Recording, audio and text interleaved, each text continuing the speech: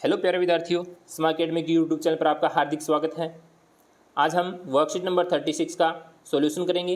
Competency reads text with comprehension, identifies characters and setting from the rebus. यानी अपने को सबसे पहले इस टेक्स्ट को क्या करना है, पढ़ना है और उसमें इस पर जो करेक्टर दिए गए हैं उन करेक्टर को क्या करना है, पहचानना है और उसके बाद में अपने को इनके आंसर्स देने हैं। बीच में कुछ बच्चों के मैसेज आए थे कि सर आवाज़ नहीं आ रही, कोई कह रहे हैं कि सर थोड़ा साफ नहीं दिख रहा, तो प्लीज़ आप अपने यानी मोबाइल की थोड़ा वॉल्यूम क्या करें, बढ़ा लें, यानी सेटिंग में अपने जाके थोड़ा उसको चेक कर लें। बाकी कोई टेक्निकल इशू हो सकता है, बाकी सही है, एकदम अच्छे से आवाज़ एकदम क्लियर आ रही है और अच्छे से दिख भी रहा है। पढ़ते हैं। Read the passage below and answer the following questions. यानी आपको इस पैसेज को पढ़ना है, फिर नीचे यानी कुछ इनके जो क्वेश्चंस दिए गए उनके आंसर्स देने हैं। किशोर एंड कविता आर सिबलिंग्स, यानी किशोर और कविता है वो दोनों क्या हैं, यानी सिबलिंग्स है। सिबलिंग का मतलब क्या होता है, यानी जैसे संरक्षक, जैसे आपके माता पिता के अलावा जैसे आपके चाचा है, वैसे यानी चाचा के यानी भाई बहन है ये। दे बोथ आर फूडीज, यानी दोनों ही खाने के शौकीन है। कविता लाइक्स आइसक्रीम, कविता को आइसक्रीम पसंद है, but Kishore likes eat samosa, लेकिन किशोर को समोसा पसंद है। One day they go to fair, यानी एक दिन वो क्या कर रहे थे, मेले में जा रहे थे। विद देयर फादर, अपने पिताजी के साथ में। Kavita sees an ice cream seller and wants to eat ice cream, यानी कविता ने देखा आइसक्रीम को यानी सेलर के पास में, तो उसने चाहा कि मैं आइसक्रीम खाऊंगी, लेकिन किशोर वांट्स टू ईट समोसा, लेकिन किशोर क्या खाना चाहता था, समोसा, क्योंकि उसको समोसे पसंद थे। उसके बाद में दे बोथ स्टार्ट फाइटिंग, और उसके बाद में वो दोनों क्या करने लग जाते हैं, यानी फाइटिंग करने लग जाते हैं अबाउट व्हाट टू ईट, यानी खाने के बारे में। Finally father decides that they will get to eat both samosas and ice cream, both of them leave happily from the fair. यानी इस तरीके से उनकी क्या हो जाती है, आपस में फाइटिंग हो जाती है, लड़ाई हो जाती है।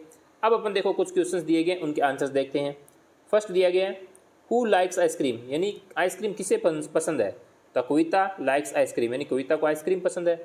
Where do Kavita and Kishore go, यानी दोनों कहाँ जा रहे थे, तो Kavita and Kishore go to a fair, यानी अपने पिताजी के साथ में मेले में जा रहे थे।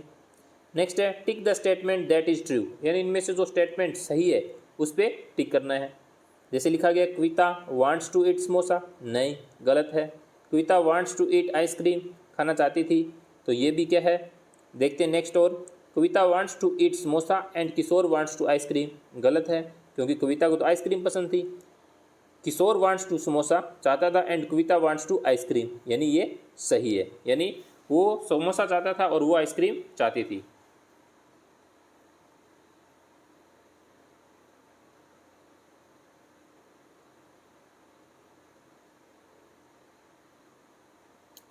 नेक्स्ट है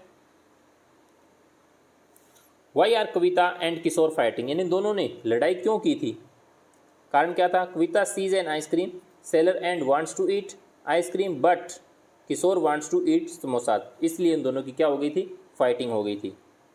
नेक्स्ट है discuss the word sibling with your teacher and use it own sentences, आपको सिबलिंग वर्ड का यूज़ करना है। जैसे she is the youngest of 5 siblings, यानी वह सबसे यंगेस्ट है, यानी अपने 5 सिबलिंग्स में जो अपने भाई बहन है उनमें से सबसे बड़ी है। फिर नेक्स्ट वर्कशीट है worksheet number 37। Competency vocabulary identifies days of the week, आपको यानी सप्ताह में दिनों के नामों को क्या करना है, पहचानना है, आइडेंटिफाई करना है। List the food in mid day meal, यानी लिस्ट जो फूड मिड डे मील होती है, जो आपके एमडीएम चलता है रोज़, जो आपको खाना मिलता है। मेन्यू ऑफ योर स्कूल, यानी आपके स्कूल में मेन्यू होगा, यानी कौन से दिन क्या बनता है। To each day of the week, यानी सप्ताह का पूरा मेन्यू है, यानी सोमवार को क्या बनेगा, मंगलवार यानी ट्यूसडे को, वेनेसडे, थर्सडे, फ्राइडे, सैटरडे को क्या बनेगा। You can list the food in your oven language, उस लिस्ट को अपनी लैंग्वेज में क्या करना है, यहाँ पे लिखना है। जैसे सबसे पहले दे रखा है संडे, तो संडे को क्या बनता है, कुछ।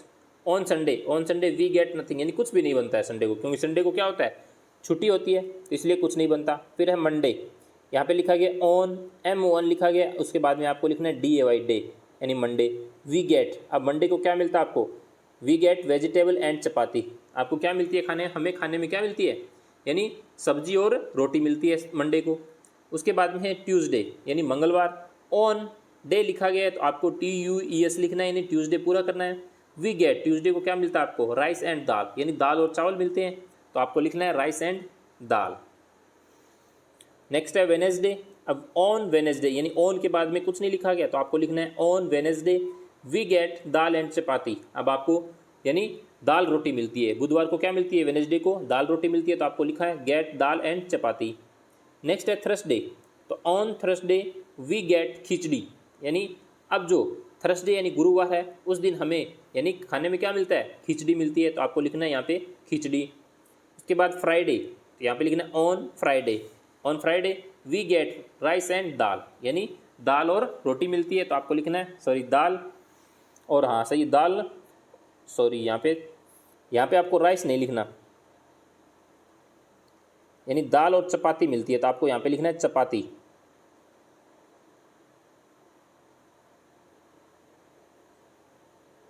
यानी दाल और रोटी मिलती है, तो आपको लिखना है चपाती, यानी ये वर्ड लिखना है आपको यहाँ पे चपाती। फिर उसके बाद में सैटरडे। तो सैटरडे ऑन सैटरडे, सैटरडे को क्या मिलता है, वी गेट वेजिटेबल एंड चपाती, यानी सब्जी और रोटी मिलती है। तो इस तरीके से आपका ये क्या रहता है, स्कूल का मेन्यू रहता है, यानी मिड डे मील का जो रोज़ आपको खाना परोसा जाता है वो इस तरीके से मेन्यू होता है। नेक्स्ट है right the name of the days in the मेज गिवन बिलो, यानी आपको नीचे डेज के दिनों के नाम लिखने, मेज गिवन यानी कुछ यानी अलग तरीके से थोड़ी यानी पजल टाइप से दे रखा है, जैसे कुछ वर्ड्स लिखे गए हैं, जैसे ये लिखे गए कुछ वर्ड्स तो, और कुछ वर्ड्स आपको लिखने हैं, जैसे आपको कैपिटल में लिखने हैं सारे, यानी मैंने स्मॉल में लिख दिए गलती से, आपको कैपिटल में लिखने हैं, जैसे टी के बाद में UESDAY, सैटरडे यानी संडे मंडे है, वही आपको वापस यहाँ पे लिखने हैं, जैसे यहाँ पे ये संडे लिखा हुआ है, यहाँ पे आपको थर्सडे लिखना है, ये फ्राइडे है, ये मंडे है, और ये वेनेसडे है, ये ट्यूसडे है, ये सैटरडे है और संडे लिखा हुआ है ऑलरेडी। आपको अगर ये समझ में वैसे सब कुछ आपको यानी एकदम क्लियर दिखाई दे रहा है, तो आप अच्छे से इनको क्या कर सकते हैं, अपनी वर्कबुक में भर लेना और अच्छे से इनको याद भी कर लेना। आई होप कि आपको अच्छे से समझ में आया होगा। Thank you.